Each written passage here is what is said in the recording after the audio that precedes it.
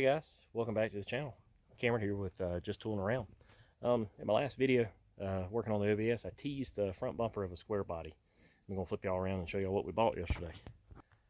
So what we got right here is a 1978 long bed Chevy C10 Scottsdale. Picked it up yesterday, drug it out of a barn where, from our best guess, it sat since sometime between 2013 and 2015. And really all we're going off of there is just like Google images of the place and seeing it parked in the barn. That was around the time that it started showing up and never really moved again after that point. Overall, it's a pretty solid truck. Like I said, a long bed. It's got a 305 and a turbo 350 in it. Gonna clean it up first, and then afterwards we'll see if we can get it to run. But body's pretty solid.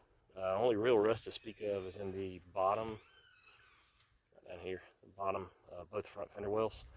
But both of those fenders are dented up pretty decent, so we'll probably end up replacing those anyway. Truck bed, pretty good shape. Bed floor solid. A little bit of dent in the tailgate, but nothing big. Overall, a fairly solid truck. Show you all the engine. It is a, from what the guy I bought it from says, this is not the original 305. This is one that was swapped in later on. Original one I think blew up, so put this one in there. But no, didn't really remember how long it'd been since the engine was put in. It was actually a family member's truck that swapped it years ago. He passed away, and they were just cleaning up the estate and getting rid of some stuff. Looking at the interior, really solid. Seats in good shape. Dash a little bit sun faded. Got some cracks in it, and the door panels are pretty roach, which is to be expected, but overall, not bad. So, man, it sounds good. Got the pressure washer set up here. We're fixing to see if we can clean it up and see what these stripes, this 1970s stripe package on it looks like once we get a little bit of water on it. So let's take a look at what we got. Guys, I'll be honest with you, I had you set up to record me pressure washing here, but apparently it's hot enough here in Georgia that it turned the camera off due to heat, and I went ahead and did the whole side without realizing I wasn't even recording. But man, y'all, take a look at the paint on this side. Got a little bit of stripe loss there, but overall she cleaned up really good. Especially take a look at the hood here. Not too bad. I'm gonna set it up on this side over here. Didn't get to the driver's side, so I'm gonna set it up over here on the driver's side and see if I can keep the camera running for a little while I clean this side up.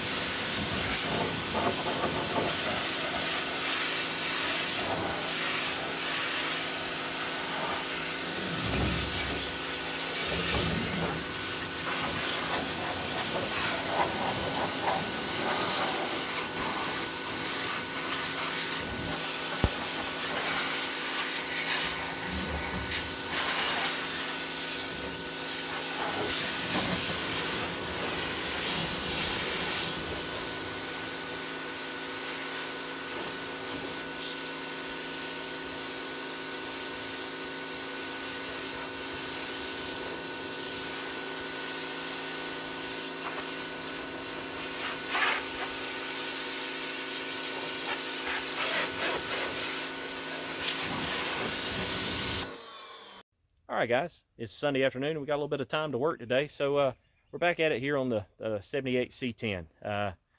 I'll admit it's taken me a lot longer to get this video together than I really would have wanted. The weather's not been cooperating here lately, and also I've been having to work other things going on in life that's kind of working on the truck's taking a back seat to. But we're back at it today. I'm going to flip it around and show y'all what the truck looked like after we finished pressure washing it, so y'all can see.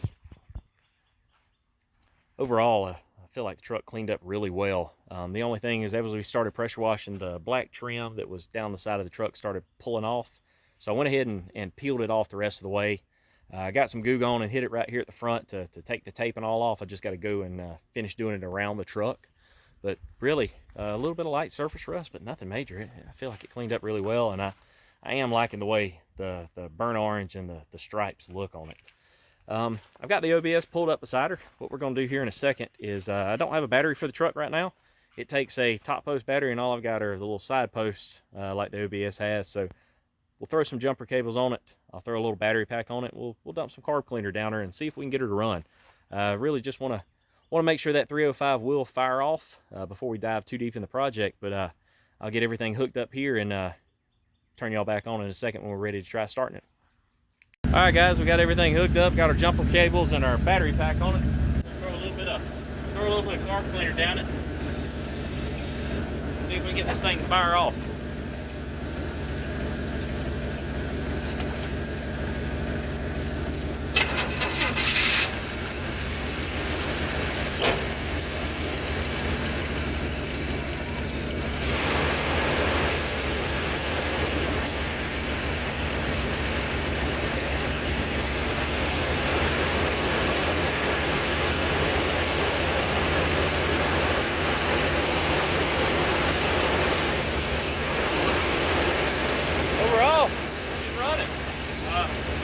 Obviously not expecting it to pull fuel, but I don't even know that we got anything in the tank, but she's a runner. Not really smoking too much or anything either, so pretty pleased with that. Go ahead and get her shut off here. Turn everything off.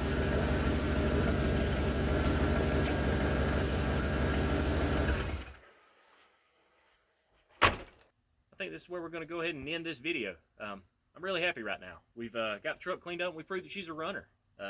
Did notice when I stepped inside a second ago to cut the key off that the gauge shows that we've got a full tank of gas. Don't know how accurate it is, but I will say with the truck being parked since 2012, 2013, if it truly is full, we've got a lot of nasty gas that needs to be cleaned out of there. And while I was spraying carb cleaner in, I did notice there were some leaks around the base and in a couple different areas on the little Rochester 2-barrel here. So need to pull that thing apart, go through it, clean it up, and throw some new gaskets in it.